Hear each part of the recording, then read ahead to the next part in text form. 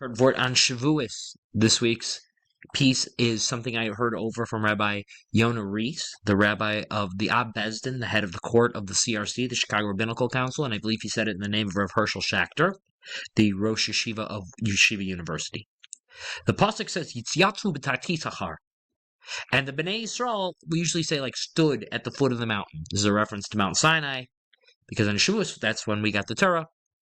And if you look at the verse literally, it kind of sounds like Bnei Yisrael was like underneath the mountain. What does that mean?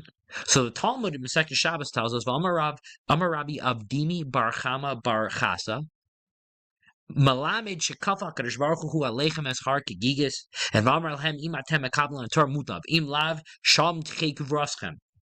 Rabbi Avdimi bar Chama bar Chasa said, this teaches that the Holy One, blessed be He, overturned the mountain over them like a twin tub barrel, and said to them, if you accept the Torah, excellent. If not, there shall be your burial place. Now, this is a Gemara, a piece of the Gemara that has puzzled rabbis for centuries. Didn't the Bnei Israel, the Jewish people, accept the Torah already when they said Nasa v'nishma? And they accepted it willingly. So it sounds like here that even after accepting it willingly, God held a mountain over our head and said, hey, accept the Torah, and if not, I'm going to kill you guys, put you guys right under the mountain. But wait a minute, they already accepted the Torah, and they did so willingly. So why do they have to re-accept the Torah and do so forcibly? And there are many, many, many different answers. My favorite answer I heard from Rabbi Reese in the name of Rav Herschel Schachter, which we're going to talk about right now. So to illustrate this answer, I one time knew a woman. She's a little bit older than me. I knew her in college. Let's say she was about 5 to 6 years older than me, and I was like maybe 18. And she was a student leader. And through being a student leader of many Jewish different organizations, she came to have an appreciation of Orthodox Judaism, but not enough for her to become an Orthodox Jew herself. And in an article that she wrote, she said that I really appreciate Orthodox Judaism. I believe if there's any true Judaism or any true religion in the world, it's Orthodox Judaism. But you know what? I'm not ready for it. Meaning, like, yeah, I'll go for a Shabbat dinner, and I'll only go to an Orthodox synagogue or an Orthodox house for a Shabbat dinner, but I can't go every week. But one day when I have kids, then over there, that's when I'll be Orthodox, or at least I'll raise the kids Orthodox, even if I'm not Orthodox. That's what she wrote in the article. Now, what does this have to do about this Gemara? So many rabbis, and including like what I heard from Rabbi Reese, are bothered by the phrase "Sham tieh kivraschem." There shall be your burial place.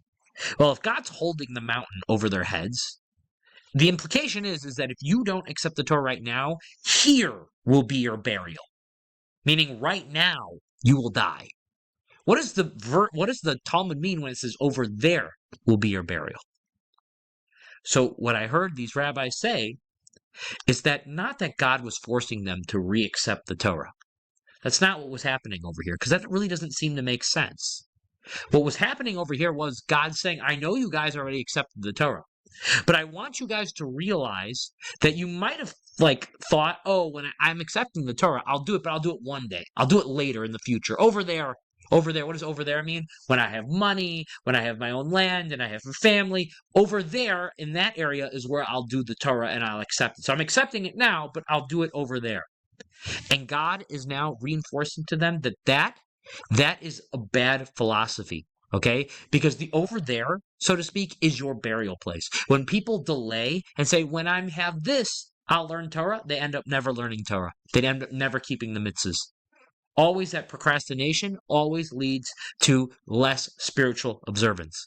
And that is what God is telling them. It says, I know you guys accepted the Torah, but I want you to understand that you're accepting to do it now. Because if you say you're going to do it later, you're going to end up dead. That is the pshat in this Gemara. It's a very beautiful pshat. So may we all merit this Shavuos to accept the Torah and to accept it right now.